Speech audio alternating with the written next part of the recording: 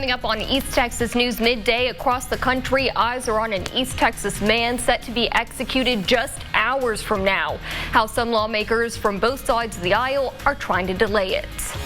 And a panel made up of Democrats and Republicans says Secret Service failed in protecting former President Trump.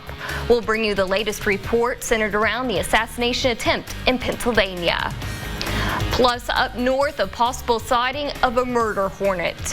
Why agriculture experts believe the insect could wipe out the bee population if some steps aren't taken. We started off the day with some chilly temperatures this morning. We'll take a look at your full forecast coming up on East Texas News Midday. Caring, committed, proud of East Texas. You're watching East Texas News at Midday. Good morning, and thank you for joining us for East Texas News Midday. In the next few hours, we could find out whether a last-ditch effort will delay the execution of an East Texas death row inmate. Robert Robertson of Palestine is scheduled to die by lethal injection tonight in Huntsville. He was convicted in 2003 of murdering his 2-year-old daughter, Nikki. But less than 24 hours ago, a Texas House committee voted to subpoena Robertson, which could require him to testify. It's unclear whether the move could postpone the execution, though. Earlier in the week, the Texas Board of Pardons and Paroles rejected requests for a stay of 180 days, as well as a clemency request. Robertson's claims of innocence have captured the support of state lawmakers from both parties. Why should people believe that you didn't kill your daughter? Because I didn't, We can't make a person believers, and stuff, But I carried her to the hospital and stuff, I didn't have nothing to hide. Why do you think you were convicted?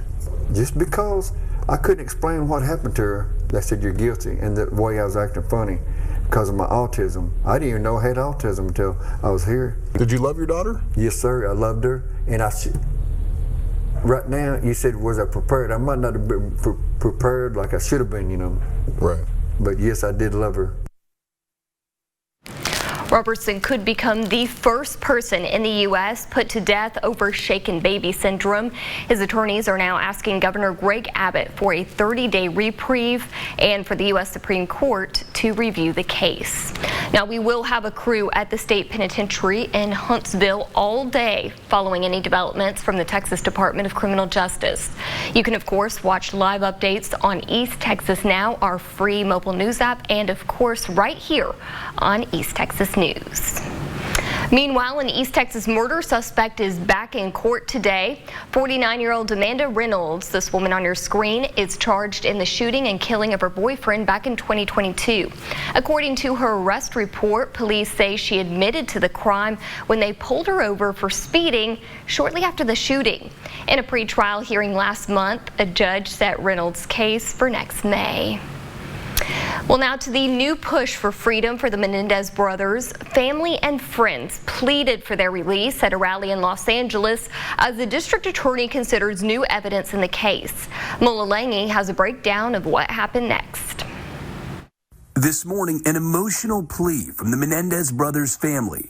They were just children who could have been protected and were instead brutalized in the most horrific ways. District Attorney George Gascon's office saying, "We have heard the heartfelt pleas from the Menendez family. While we cannot formally comment on any decisions at this time, please know that our office is dedicated to a thorough and fair process and is exploring every avenue available to our office to ensure justice is served." This comes as a stunning front for the Menendez brothers as 20 family members urged the Los Angeles District Attorney to recommend a resentencing that could potentially free the men. We're here because we're in support and wanting to show the strength in numbers, bring, and hopefully we'll be heard by the District Attorney.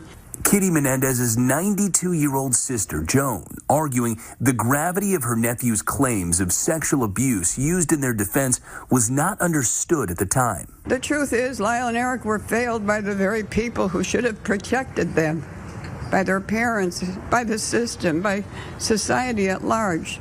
Extended family from both sides standing behind Lyle and Eric Menendez, who have been serving life in prison for the 1989 killing of their millionaire parents, Jose and Kitty Menendez, at their Beverly Hills home. They would be called cold-blooded killers, left to rot in jail and denied any hope of redemption. They've shown that they are more than their past. They are survivors and deserve a chance to rebuild their lives. Despite the show of support from family, one member is adamant about keeping them behind bars. Kitty's brother, Milton Anderson. Mr. Anderson firmly believes that his nephews were not molested. He believes that that is a fabrication, and he believes that the motive was pure greed. And again, the brother of Kitty Menendez, the mother who was murdered, accused the district attorney of betraying the victims. Well, a new report is shedding light on the assassination attempt of former President Donald Trump in Pennsylvania. A Department of Homeland Security independent review warns that without reforms to the Secret Service, it can and will happen again. The bipartisan panel concluded that, quote, the Secret Service has become bureaucratic, complacent, and static, even though risks have multiplied. The panel said it also found a troubling lack of critical thinking before, during, and after the assassination attempt. Well, President Joe Biden is headed to Germany today. It's a trip he postponed last week due to Hurricane Milton. He's expected to be in Berlin discussing support for Ukraine with European leaders. Officials say he's set to meet with the German, French, and British heads of state tomorrow. Those countries and the U.S. make up the so-called European Quad. They're some of Ukraine's top arms suppliers. Every country has to make its own decisions based on their capabilities, based on their budgets, about what they can do. The trip comes a day after the White House unveiled another $425 million in military aid for Ukraine. Well, tensions continue in the Middle East. Early this morning, U.S. bombers struck Iran-backed Houthi forces in Yemen. This comes as Israel is preparing to strike directly against Iran for retaliation for a missile attack earlier this month. Israeli Prime Minister Benjamin Netanyahu has given the White House a general sense of targets, and it's understood the Biden administration is, quote, relatively satisfied. When exactly that strike is set to happen is still unknown. Well, turning now to a developing story this morning. Beekeepers in Washington state are on edge after a possible northern giant hornet sighting. Those insects, known as murder hornets, can kill entire colonies. Joel Moreno has the details.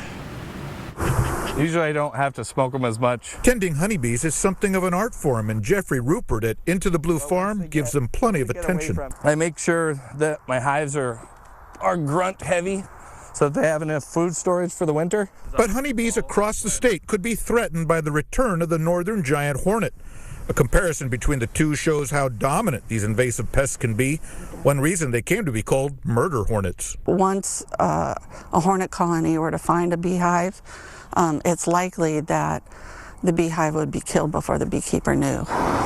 The State Department of Agriculture says someone in Burley reported finding a giant hornet in a windowsill earlier this week. We can't say that it is for sure until we get the specimen and we're able to put our eyes on it. Our entomologists are able to test it and see exactly for sure. Scientists want to do genetic testing on the specimen to see if it is connected to a series of nests in Whatcom County that were thought to be eradicated.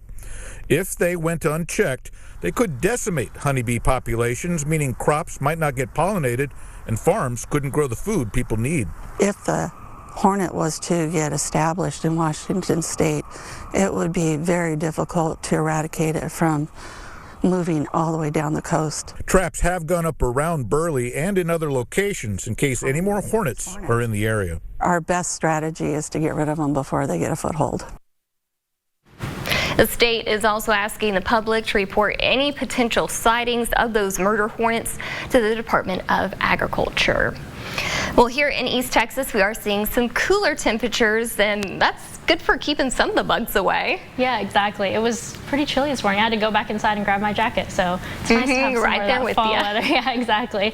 Let's take a look outside right now at our Grant and Flannery WeatherNet site over in Tatum. The temperature is 61, but you can see that low this morning down to 39. Wind gusts up to 11 miles per hour out there. I'll have your full forecast coming up.